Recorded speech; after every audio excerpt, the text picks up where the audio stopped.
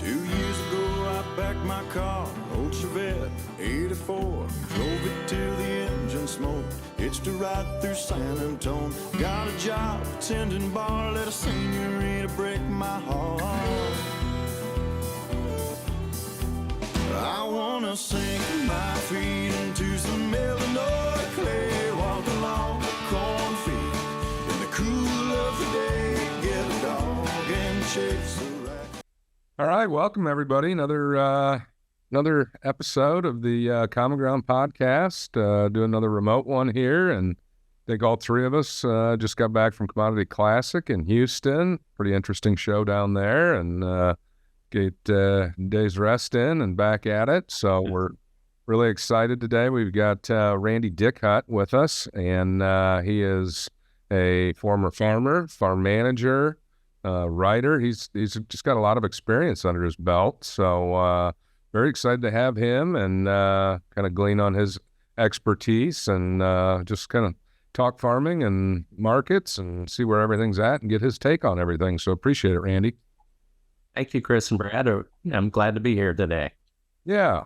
Did you maybe want to start out and give a little background on yourself and where you came from and what you've been doing and what you're up to now? Sure. I grew up on a grain farm in western Illinois, typical corn, soybeans, did a little wheat, tried a few, canola, some other things, farmed with father and brother.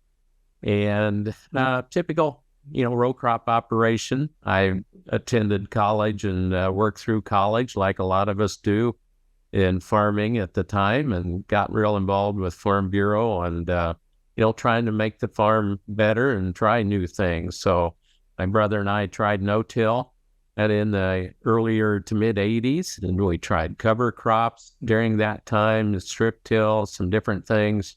Worked with variable rate technology and so forth. And then about 2002, I decided I wanted to do something different, try something different, and became a farm manager and a real estate agent for Farmers National Company, and managed farms in western Illinois, northeast Missouri, anywhere from 60 to 3,000 acres, and had about 60 some farms and about that many clients and not quite that many tenants that I worked with. So that was a good opportunity to look at the land market, look at the farm rental market in a different way than I had as a farmer.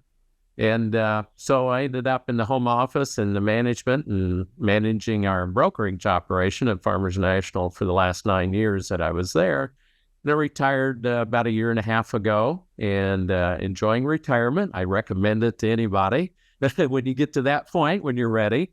But also I do some writing. I write for the CommonGround. I write for you guys, a few articles a month, and I also write for Ag Economic Insights. And it's just a good opportunity to stay in touch. And like you said, I was down at the Commodity Classic and enjoyed seeing not only of course, the big iron, the equipment, and the technology, but meeting, some farmers, other exhibitors, and seeing the other things going on. And it's very interesting in agriculture, I think. Very nice. I'm sure the technology just doesn't stop coming. It absolutely doesn't. I remember back in the mid-'80s, I bought the first computer and had some custom programming done to manage, kind of the farm accounting and grain inventory and some things like that. Of course, it was the old dot matrix, green screen printer and computer screen.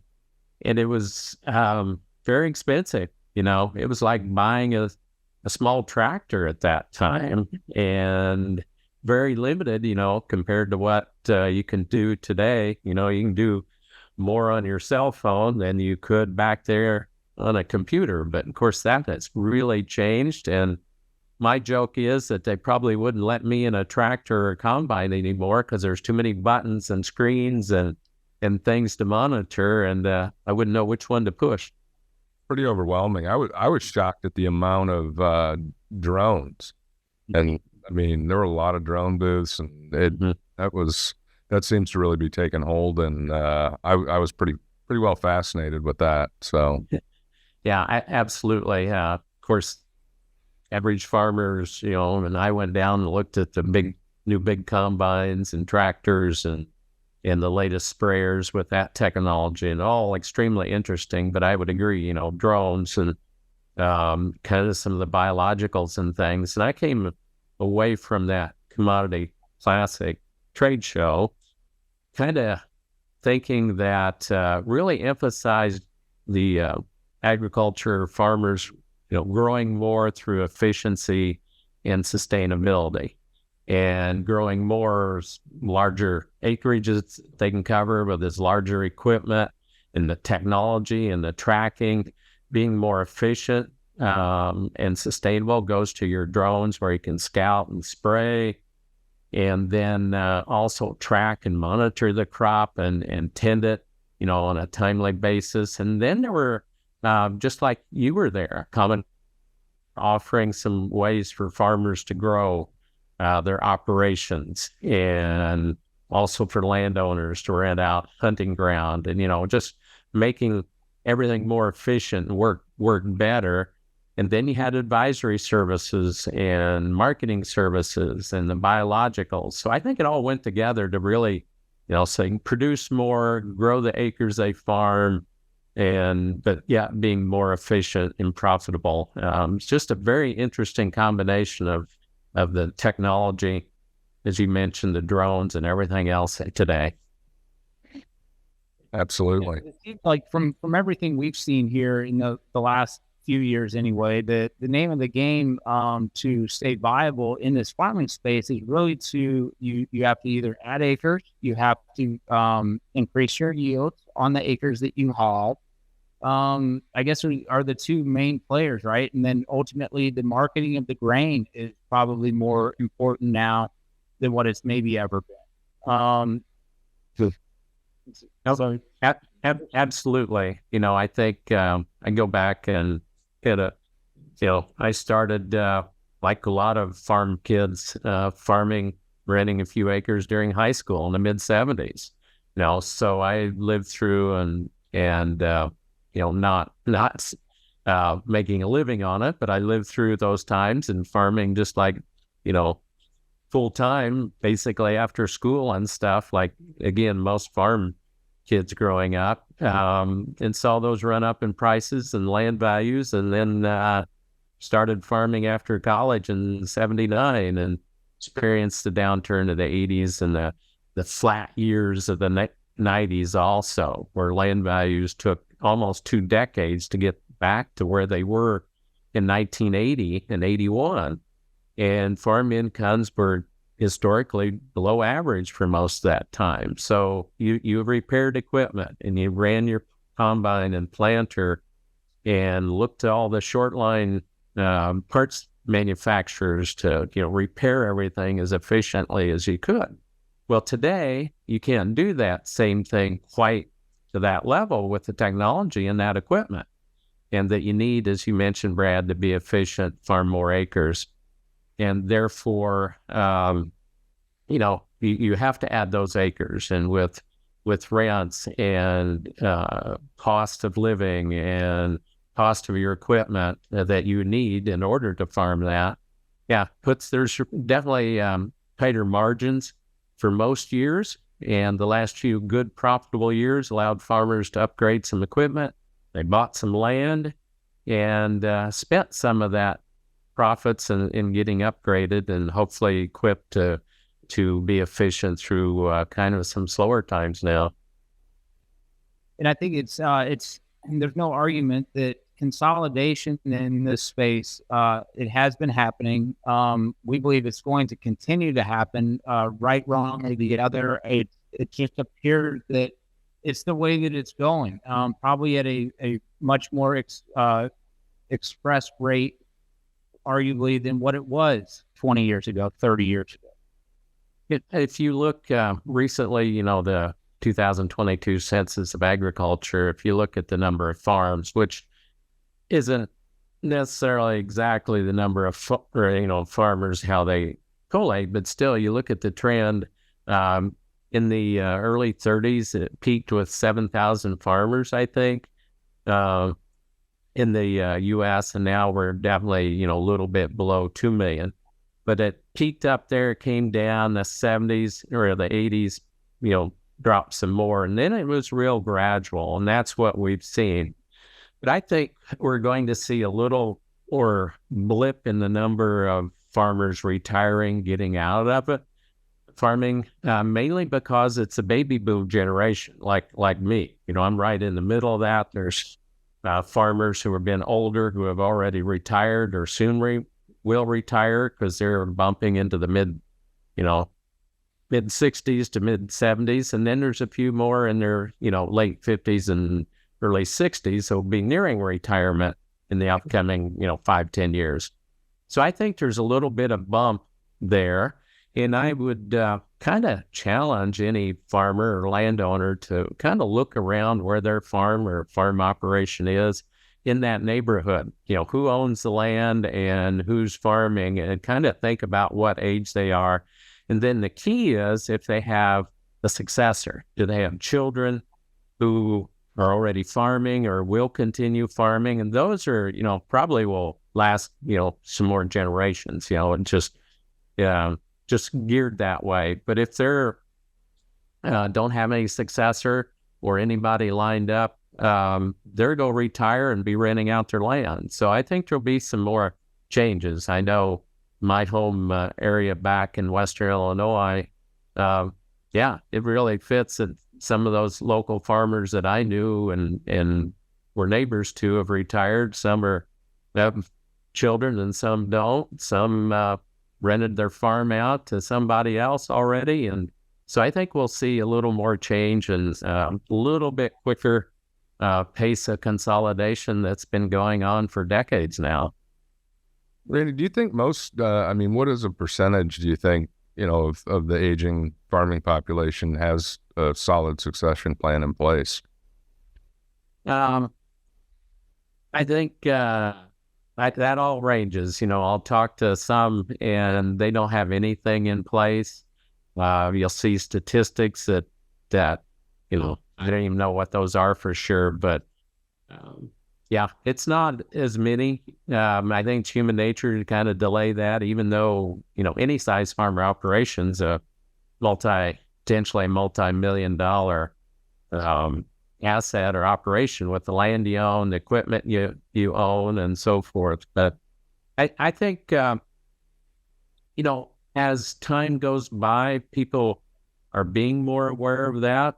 And, you may be 65 when you figure it out, and you may be 50 when you figure it out. I think those who have children or in the going to carry on the operation are probably a little more active, forward thinking on that, I would hope. Although anecdotally you hear, dad's 63 and not talking a thing about retiring, and I'm 40, and I haven't been in on the decision making. So it's all over the board, I think. Well, and one thing that struck me, at the show was looking at all that equipment and, the sheer cost to get into the game of farming now. I mean, it's quite the barrier, to entry. And you just wonder how that's going to come into play with these farmers retiring, and you don't have a whole lot of younger people thinking that that's even attainable to, a viable option getting into farming nowadays, because it's so capital intensive. Yeah. And I think it's even more so now, but it's always kind of been that way. If a young farmer or somebody trying to get into it wanted to buy land, that was expensive, of course. And whether land was $1,000 back in 1965 or $20,000 today, it always seems like it's too expensive and you can't pay for it. Rents are more competitive now as farmers compete, as you mentioned earlier, to farm more acres. So that's definitely more competitive, because at one time it was typical crop share, 50-50 crop share, or it was a crop and livestock share. You go back far enough into the 20s, 30s, 40s even, somebody rented a farm and they lived on it because the landowner provided the house, the buildings. They shared, cattle and hogs, and whole different situation than today with specialization and the cost of farming. So I think we've seen it already in the statistics from the census. We saw already Secretary Vilsack talks about helping smaller farmers try to thrive through different revenue streams, and mid-sized farmers thrive so they don't feel like they have to get out or get bigger. And so I think there's a lot of things going on. It's going to take it all, but ultimately, when you're raising, commodity crops, corn, soybeans, wheat, whatever those commodities are, it's somewhat of a generic market at this time. And so it's competition about size and efficiency and profitability. And we've seen that decline of farmers, and I think it will just continue. And if you have already the family capital, you can get into farming, and that's the way I got in. You buy into it gradually. If you don't have that capital, there's no way you can go buy $1 million combine or even a $200,000 used combine. That's for sure. Absolutely. We've seen it firsthand, Randy, and from your farm management days. I'm interested in hearing about this from what you saw managing that many farms, even, but just the distance that farmers are willing to travel to farm these days. I have to believe has changed drastically in the last 20 years. We see through CommonGround farmers now, and it's not just one or two, but it's quite a few of them who are willing to travel that 70, 80, 90 or more miles, as long as they're picking up ground kind of throughout their entire trip. That doesn't seem to bother them in any way. When historically it seemed like farming has been so localized that you have a farm and maybe you own some ground in a specific small area around town, and you rent the ground that you can around town, and that's kind of self-limited in so many cases to just that certain little area. And with far fewer opportunities now in those small little sections, we believe we're seeing these guys really kind of venture out to much larger ranges of what they're willing and able to farm. No, absolutely. And that trend has been going on. You hit it right on the head.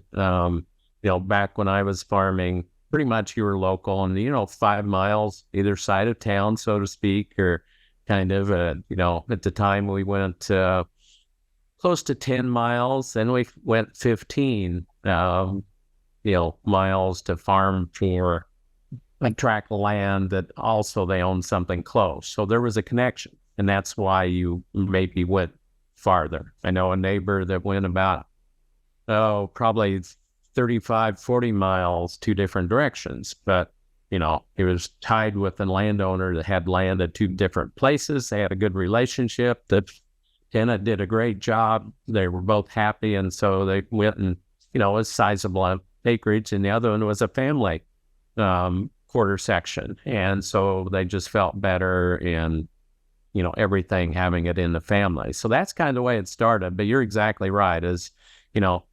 If you went from an 8-row planter to a 16-row planter, you can farm more acres and faster. Then you went to a 24-row planter, and then you went to a second planter, and you had the capacity to cover more acres. And so you go farther. Your time on the road, whether you haul the equipment or you rode it, becomes minor to farming another 400 or 500 acres, we'll say, and the potential profit and spreading out cost of that combine and so forth. So, that was one thing. Plus also was a risk management. Some producers say, if I'm 40 miles away, it's going to be potentially a different weather pattern.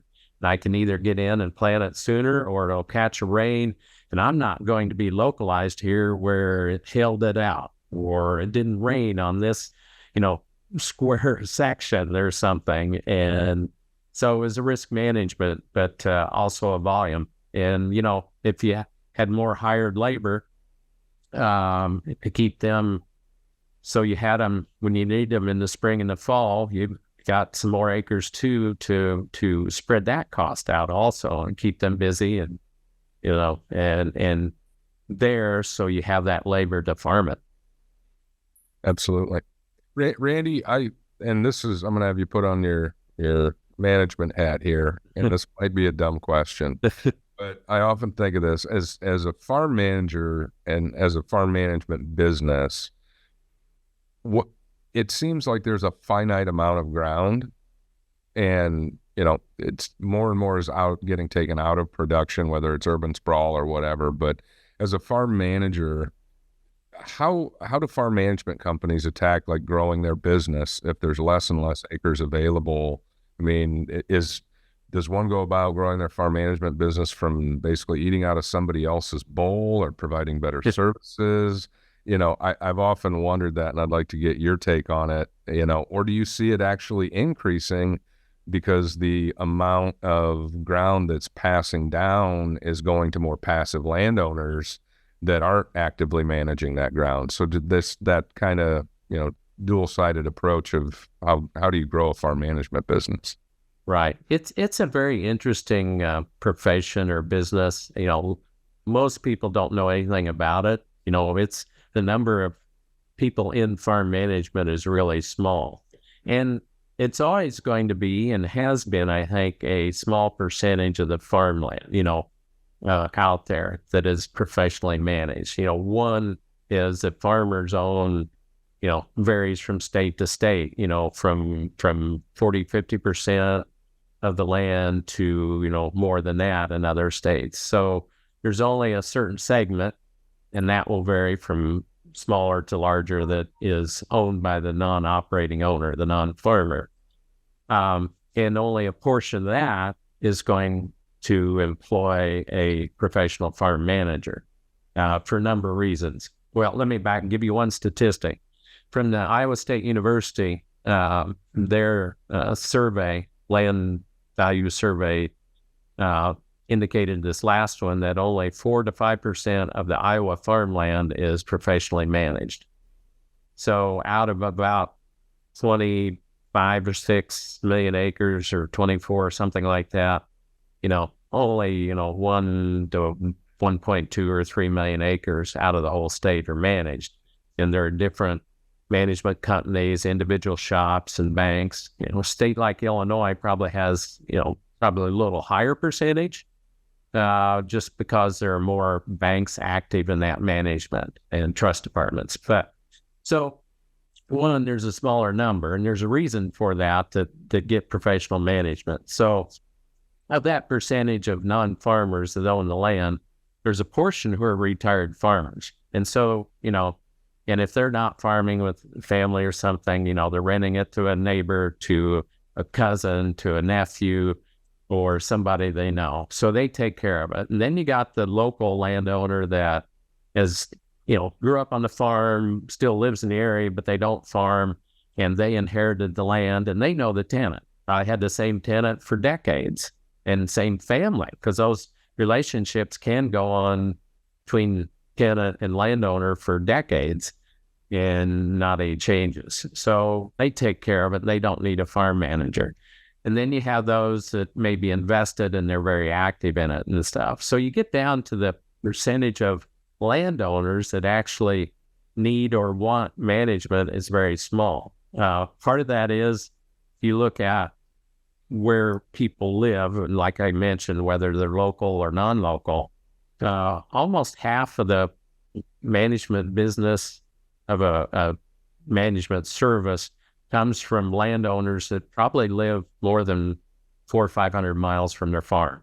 So they're in a different state, different city. They don't know the tenants. They don't know what rental markets are. So they don't really know, one, about changing in leases or cash rent rates or anything like that. So they may turn to local advice. They may depend on lenders, or they get professional farm management as they answer ads or things or information, or they go to CommonGround when they need to change tenants or, make some changes. They want to update the rent. So, now there are more options than there used to be. But yeah, it's a small segment. So answer your question after all that, really the farm management business is kind of after what is a smaller segment of those landowner pool.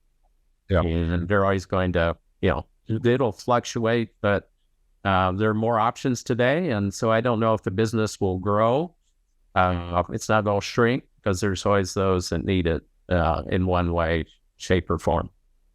Yeah, and Brad and myself we've really learned a lot about the farm management business as we got into this. And, people thought, oh, well, you're just, a online service for farm management. We're going to put farm management out of business. And that's, there's a lot more to farm management than just the leasing and rental rates. And, but I do see, and this is, maybe it's a biased opinion, but I see technology definitely having an impact on farm management in the near future. It's still, I can't speak to every service out there, but they do it the old-fashioned way. Hey, I've got these 3 guys that I know and trust and whatnot, but services like we offer at CommonGround that open it up to a larger swath that are 60 miles away, 70 miles away that are interested. They might be a better fit for that landowner. So, I think technology's going to play a role moving forward in farm management. So, yeah, I'd agree with that. There's, several reasons people get farm management. One, tenant retires, they don't know who the tenants are, so they need to find one. So CommonGround online service becomes one way to do that, as you mentioned, a very good way, which didn't have a few years ago. Sometimes people get farm management because there's now 3, 4, 5 family members, aunts, uncles, cousins, nieces, nephews, brothers, sisters involved in the ownership. And the farm management kind of becomes a third party that handles everything, reports to everybody the same, and there's no disputes between the family. As was quoted once, we got farm management so that we could sit down as a family at Thanksgiving dinner and not squabble. They didn't have to squabble over the farm if the rent was high enough or everybody got their fair share. They got a farm manager. So there's that reason that kind of transcends even some of the financial. But I would agree. The technology is definitely plays more of an impact, and farmers are more aware of that as landowners are starting to be more aware they have options now. Yep. And the farm management world, I mean, are they more apt to do cash rental agreements or flex lease, or, what is the, method of choice in farm management on renting the ground? If you're really a farm manager, the way I looked at it was you were a fiduciary agent for that landowner. So your job was to survey the farm, survey the rental market, what the potentials were, and provide options. And so here you could crop share, you could modify your crop share, you could do a cash rent, you could do a flex rent, or you could even do a custom operation where you paid all the bills and paid the farmer to plant and harvest, and then you got all the crop, 100% of the revenue. So their managers should be putting those options out, and then the landowner, based on their risk tolerance, their financial need, and so forth, would make the decision about what type of lease they wanted. And then the farm manager would go, do that. Now, with that said, I think farm managers equipped to do a lot of custom and crop share because of buying inputs on volume and things, but cash rent has become kind of the predominant rental method that landowners want because of low risk, and the rental rates are very competitive on the returns, whereas one time they weren't, but today with the rental market, those returns from the cash rent are competitive with other lease types, and there's very little risk to the landowner. So it's pretty hard to beat, and especially with flex rents and potential with that, I think farm managers should do what the owner wants, but the trend is definitely to more cash rent. Absolutely. What I want to get your opinion on how we do things here with basically doing the cash rent auctions, because you're seeing more and more of it. And it's becoming more popular. Obviously, that's our business model. That's what we built around. Of what is the market? Well, there's one true way to find out what the market is, and that's why you see land go for auction. It's like, hey, let's get the interested parties in a room and let them look it out and see what happens. So I know coming out of the gates, we got a little bit of heat, like, oh, we're driving up rental rates and this and that. And it's like, no, we are not driving up rental rates. We are a marketplace that allows farmers to bid based off of their operation, their risk tolerance. And, we look at the data and we see, okay, like we found out what the market will bear for that piece of land.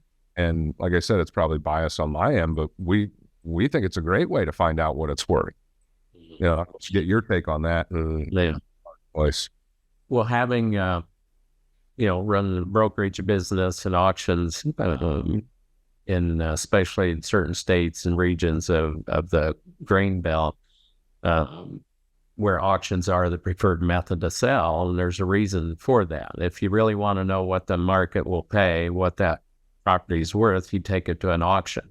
And today, with land auctions, not only in person, like they've typically been, now they're online. So you can be anywhere. You can be on your tractor. You can be in New York City and bid on the land. And that's, the open marketplace. So now that's come to, the land rental market, as you mentioned. And, you weren't the first. There were, some others, but you're providing a more complete platform and information than just, you're not just throwing it out there. You've got information on the farm, you got information on the tenants for the landowners to look at. And so it's not just, the best price, it's the best overall for that farm, what the owner wants to, satisfy their goals. So, when it first was there, or let me back up, some will say that farm managers drive up rents in an area. Really, having farmed myself and managed farms, farmers are the ones that bid it up. And different farmers have a different capacity. They'll look at to pay for something where it's buying or renting it. One farmer will look at the farm and they'll do the numbers and say, well, I can pay this much. Another farmer will look at it and they have a different situation, more equipment, slack capability, whatever, efficiency, something, and they can pay this much. And that's what the market is telling us. And, right or wrong, that's the marketplace. And an online service like you're doing just provides another piece of that, the transparency in a marketplace that really wasn't that transparent. It was pretty tightly held what rents are, what yields are, and things like that, because it's proprietary information. But when it's in the, you can see what land is selling for, and now you can see what cropland's renting for. So it's just the nature of things and moving on, and gives people many more options, and your landowners use your service, ultimately make the decision. You're not pushing it. They're making the decision. You're providing information and a tool to bring parties together. Yeah, and interestingly, so high bid doesn't win. On our site, we leave it up to the landowner, and more often than not, the landowner doesn't select the high bidder. Yeah, I mean, they're up there and they're in the pack of the top tier, but we see the landowners say, hey, I want to, the guy that was $20 less an acre, but he's in his mid-30s, and I'd like to give a younger guy a shot. He's going to be on there for, hopefully 30 years versus, the guy in his mid-60s that was, he was the number one bidder, but he might be retiring in a few years. So that autonomy up to the landowner is of great benefit. But, Brad and I go back and forth of, why a farm manager and why they wouldn't employ a method like this for their landowners to go to them and say, hey, we put it on an open, transparent marketplace. Here's all the bids that came in. let's weed through them and select the best fit. And we haven't seen the farm management community really take hold to cash rental auctions. And, we're sitting here wondering why that is. And, we talked to one farm manager who's like, oh, well, I'm getting them the best rate they can. And it's like, are you? How do you know? Well, I know this guy, he pays, really good rates. And it's like, well, there could be somebody 60 miles away that has that more efficient, operation that can pay a little bit more. And don't you owe that to your landowner as a fiduciary? Well, I think, bottom line, technology, your service, others, information that people can get, providing a lot more options. And some will choose this, some that. The farm management business, again, is a very fiduciary, relationship driven between the manager and the client. It's an old profession. It's one that doesn't move quickly. You've probably seen that. It's not one that typically moves quickly. It takes a little longer for management service typically to adopt technology. It's different technology than what a farmer uses, where they can buy it on their tractor, buy it, right here. Farm manager needs something else. They're reporting to that client and have to dot their I's and cross their T's. And so it moves a little more slowly. I'll put it that way. And we've spoke a lot over the years, Randy, that internally at CommonGround, Christine, especially, that we're not farm managers, right? Like it's not our desire to be a farm manager, farm management company in any way, shape, or form.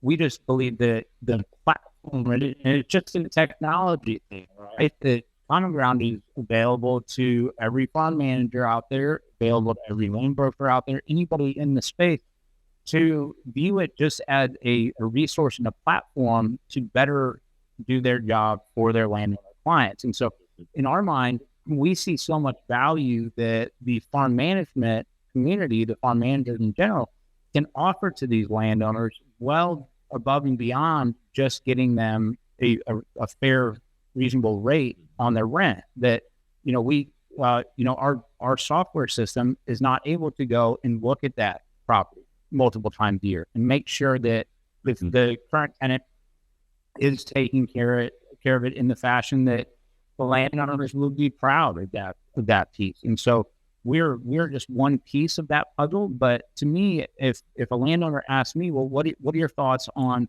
farm management? My answer would be very clear that I believe there should be a hybrid sort of an option there. That I think having an individual with boots on the ground, a local guy in the area that your farm resides in, having that is invaluable. Their expertise and knowledge on the farming processes and how farm is supposed to be taken care of is very, very valuable.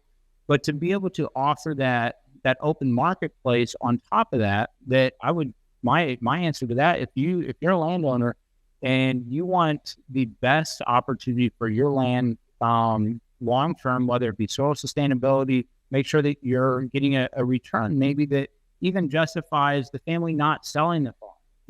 If we can increase your annual return, perhaps the children will say, hey, listen, there's enough to go around. We would like to continue to own this farm that's been handed down. We don't necessarily want to spin it.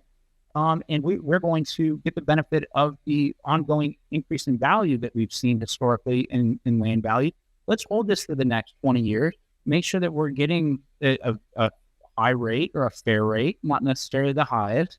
But then let's tie that to a farm manager who can really hold the operator's hand and walk through the process. We have a very good resource, boots on the ground there guy that we pay, that we can call and we can discuss the farm. And to us anyway, the ability for a farm manager to utilize a platform of our nature and say, hey, listen, we put this out. We had 11 or so, he knows how many bidders on a specific tract. We are going to sit with you. We're going to go through and tell, we would like your opinion as a landowner. It is your farm still, right? You just hire us to help you work through this farm. But we're going to go through all the different bidders. the pros and the cons of each one, from a local standpoint. We know a lot of these guys, and we can give you a very, very solid letter of recommendation to farmer A, B, C, D, E, and F. Maybe, they're not necessarily the folks that we want on the farm. They could have been the highest of the bidders out of the range.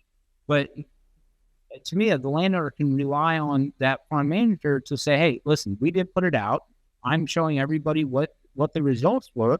Now, I would hope that you guys will listen to my personal expertise in the space and follow my lead a little bit when I say I think we should go with the third highest bidder for this multitude of reasons. And kind of, to me, keeping those landowners a little bit in the loop from an educational standpoint, I believe is going to pay dividends for those folks going forward to have a little better understanding of farm practices in general, or just an all-around education and understanding of the immensely valuable asset that they hold within the I think you're right on with kind of evolving into a more hybrid approach. We're geared today to having options and, kind of checklist. We need this, we don't need this, and therefore we'll pay for a level of service. And I think we continue to move to that type of thing. So with your, pointing that out, a hybrid service might be, okay, do I want boots on the ground to see my farm every, once a month and give me a full report on it? Does my farm need soil conservation work and build terraces or install tile or that, or I have timber on my farm and it needs a timber stand improvement. I need somebody to oversee that. Or I have pasture and I need that improved. And, so what does your farm need? And so you absolutely need somebody there with the boots on the ground to take care of that, report back to you. Do I have, multiple family members, generational, and are all reporting to be sure everything's done right? And as you mentioned, that might be one reason they'll keep the farm, because they have somebody there taking care of it for them. They're willing to pay for it. So, down your checklist, maybe your farm doesn't need much of that, and your number one priority is, the return on the farm, profitability. Had a lot of clients that they needed the farm money as a retirement. Even though they worked in town, the farm they inherited made their retirement. And so they're out after the profit. Then absolutely it becomes a more priority to work through a service like yours to see what the market will pay so I can get the return.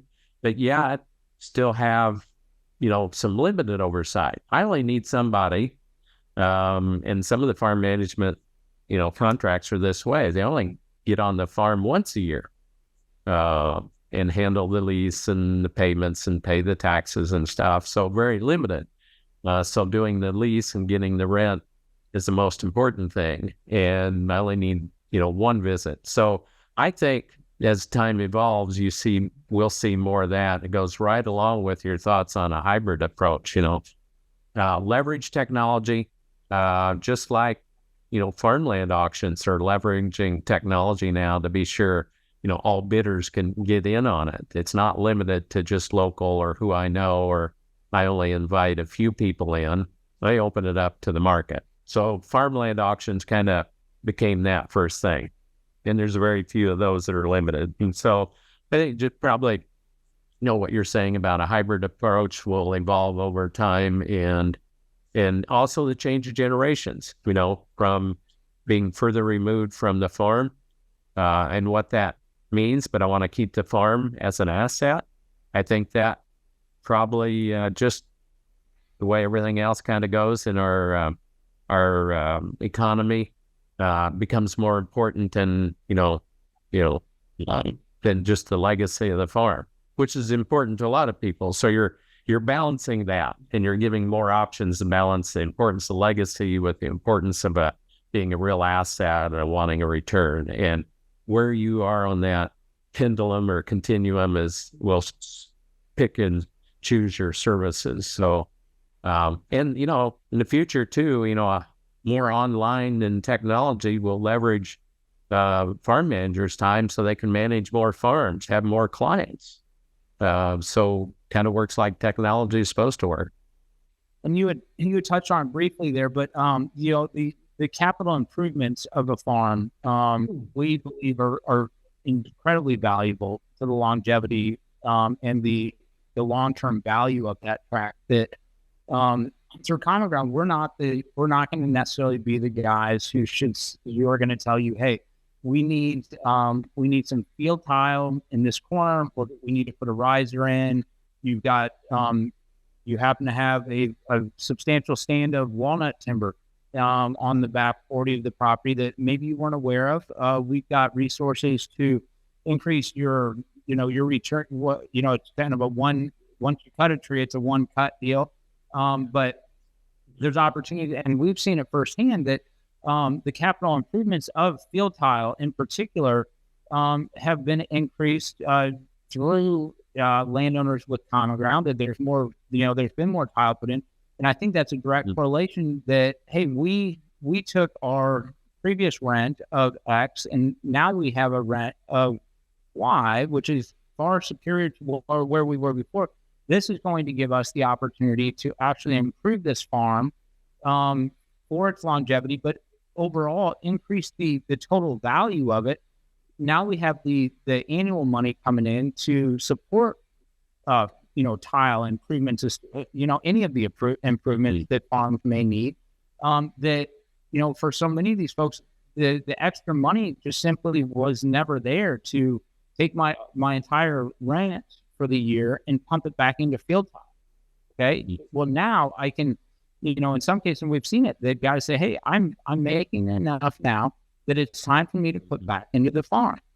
And, I love seeing that. I really do. And I think it's going to increase the value, continue to increase the value of so many farms throughout the Midwest.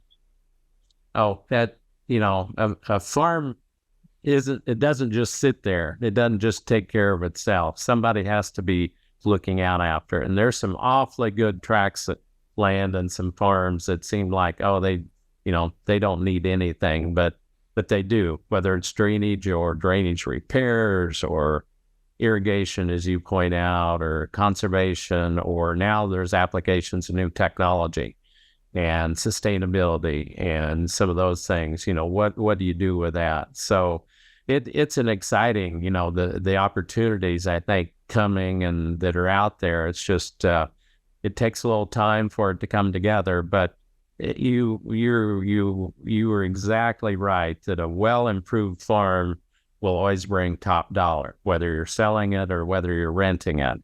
And it shows time and time and time again. Those are the farms that bring the best price. And local farmers will definitely overbid on those because they know how good they are. And for landowner or family, if you keep it a long time, want to build up the asset, you got to invest in it. So it doesn't just sit there. You got to invest in it. Randy, I want to get some crystal ball work out of you. You've been around. You've been around a long time. Markets are in a tough spot right now. We've seen record land values. We're seeing record rental rates. And all of a sudden, we see commodities kind of drop and the bottom fall out. Just want to get your thoughts on, all the above, where you think land values are going, whether they're going to decrease, stabilize, keep on the bullish trend, rental rates and commodities above. Sure. I think some of this, we have to know where your perspective, where your background is on how you look at these markets, the land market and rental markets and stuff over time. And having, grown up in the 70s and the high inflation times and high interest rates, and got out of college and started farming in 1979 and lived through the 80s. And, I don't even remember what my first loans were. They were double digits for farm operating and equipment and the house and, all those things, which is unheard of today after our low interest rate environment. And of course, land markets, some land sold at the peak in good farm, like for $3,000 an acre in 1980. It took almost 2 decades to get back to that after it fell 50%. So it was real gradual. And then, of course, we got here to the what created were new markets for corn and soybeans. Ethanol came and, legislation mandates and new rules in 2005, 2007. China started importing soybeans more and then corn. And so, that saw the first upshoot in grain markets, and the land values, took off, same reason. Of course, grain markets, as you kind of mentioned, commodity prices lowered 2014 on until about 2020, 21, and land values had to drop some, but not as far as people thought, and were steady.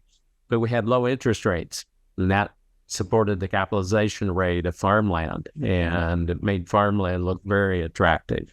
And the rents went up with that, and farm profitability. And so then we saw another run up with good grain prices and some government payments that were in producers' pockets that they could use to buy land and stuff. So, 2 really steep upticks in land values gives you a little pause, because the old adage of what goes up comes down, and puts a little caution in the wind.